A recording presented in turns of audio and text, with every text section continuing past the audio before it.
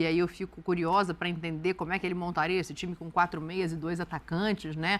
Mas pegando esse recorte de ontem, Elton, fica difícil para o Gabriel se firmar novamente nesse time? Porque se não vai ser ao lado do Pedro, como já foi em outra época, vai ser aonde, né? O Dorival até tentou, conseguiu, rememorou aí o Gabriel dos Santos, jogando de ponta direita, né? Jogando muitas vezes ali aberto pelo lado do campo. Mas o Tite enxerga de outra forma. Tanto que na Copa do Catar ele levou o Pedro e não o Gabriel. E foi. Entendeu como é que é? Então, esses dois caras, eles se entendem no olhar. E eles estão no banco de... Dá uma olhada na grandeza do Flamengo. Dá uma olhada na expressão do Flamengo. Dá uma olhada no pesadelo que é para os treinadores adversários quando jogarem contra o Flamengo. Gabriel. O primeiro gol, ele dá uma mão legal. O segundo, esse é o quarto gol, né? O gol do Varela. Sim. Ele também dá uma mão legal. Então, mas é o Flamengo, gente. É o Flamengo. A gente está falando aqui de caras tão estrelados que a gente está falando aqui no banco de reservas do Flamengo tem o Gabigol e o Bruno Henrique. E o Davi Luiz. Não, só falando desses dois, porque esses dois são os que se entendem melhor no time do Flamengo. Se você pegar assim, o Gabigol tem o melhor entrosamento com quem? Bruno Henrique. Por quê? Porque jogaram juntos, foram campeões juntos, inclusive da Libertadores da América. O Gabigol foi o protagonista, mas o Bruno Henrique, para mim, foi o melhor jogador da Libertadores. Foi. Eu acho que é uma reformulação que a gente cobra muito no futebol brasileiro de maneira geral, né? Que os times passem por reformulações mais lentas e processuais e sem necessariamente tirar esses jogadores do elenco. O Flamengo está fazendo isso. O Flamengo está entendendo que esses caras campeões de 2019, bicampeões da América, já estão com a fase, com o ciclo fechando ali. E eu acho que quando o Tite fala na coletiva, isso fica bastante claro, assim, porque ele não mede palavra. O Gabigol está completando 5 anos de Flamengo, não é isso? O completou vai completar 5 anos. Ele chegou em 18? É porque 6 anos. Hã? 6 anos. Ele chegou em 18 ou 19? Renovar por mais um. Não, ele chegou em 19. 19, 20, 21, 22, temporadas. 23. Já completou 5, essa é a 5 anos. 5 anos no Flamengo. Ele, hoje, o Gabigol tem o comando das ações para renovar ou não com o Flamengo. Ele sabe que 19 dos outros têm interesse. Então, hoje, você viu na última entrevista do Braz, ele falou meio que... Não, eu vou acertar esse negócio aí com o Gabigol, entendeu? Sim. Porque ficou meio que hoje só que ele não tem a moral, ele não tem a moral hoje como um reserva do Flamengo que ele tinha antes. Quando ele tinha 19, quando faz gol. Hoje ele é reserva. Antes de renovar ou não, ele está preocupado com jogar ou não. Vou ouvir o Tite para te ouvir, Mauro. Mas vai jogar de forma diferente. O Tite deixou muito claro. É isso, por isso que eu quero ouvir o Tite. Porque aí ele fala sobre isso e falando em entrosamento, ele já está de olho em outro entrosamento. Então vamos ouvir. Diferente do... Como nós fizemos hoje, ele atrás do Pedro e fazendo uma pressão lado a lado para que corte a linha de passe do adversário, sim. Não dá para usar Gabriel do lado ou Pedro do lado, aí fica inviável. E um modelo de tripé do meio campo para rodar, para ter uma Arrascaeta com 2 da frente, nós não temos jogadores com essas características. E a equipe se mudou com os 2 externos ou mais um meio campista jogando pelo lado.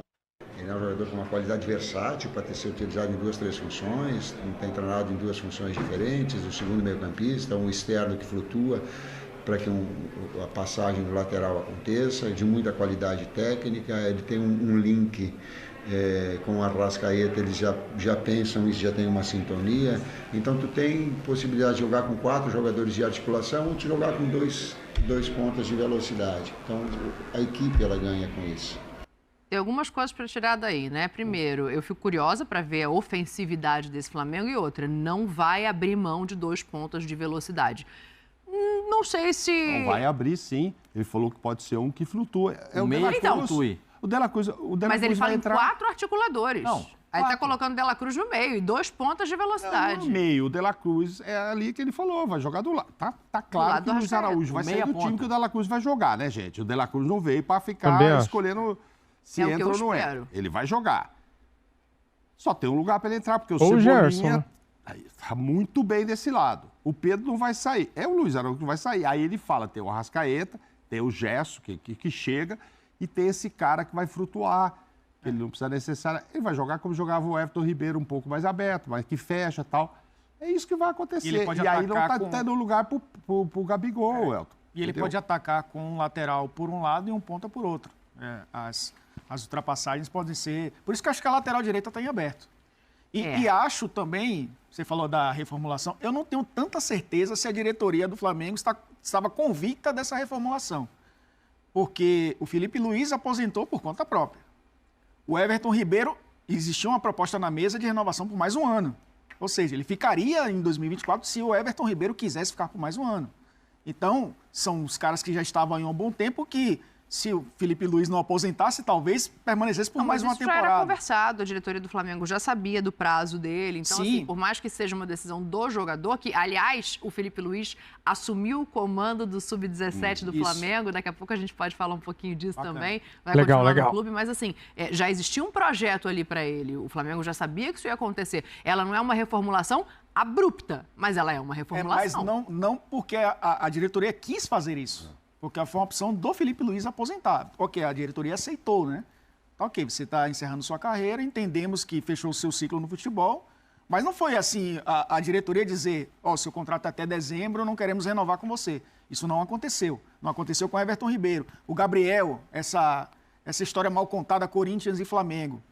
O Flamengo o tempo inteiro quis ter o Gabriel, mesmo ele sendo reserva. Sim. Então, não entendo que a diretoria do Flamengo queira fazer essa reformulação, eu acho que entendendo que há uma mudança de ciclo. Acho que aquele ano que o Rogério é campeão brasileiro, perdendo aqui, se o Inter ganha aquele campeonato, aí talvez a diretoria... A quebra seria ali. A quebra seria ali. Foi o que aconteceu com o Corinthians. O Corinthians terminou bem em 2022, era para ter acontecido ano passado, vai acontecer agora porque foi muito mal. É uma história muito parecida. A diferença é que o Flamengo foi campeão da Copa do Brasil e da Libertadores com o Dorival, e isso, obviamente, deu mais fôlego para esse time sobreviver mais um ano. Eu entendo tudo que você está falando. Quero colocar o Zinho também nesse debate pelo seguinte, eu acho que tem várias formas de você reformular, né? E quando você pega um time multicampeão, Zinho, como é esse Flamengo recentemente, você também não pode simplesmente abrir mão de todos os ídolos recentes.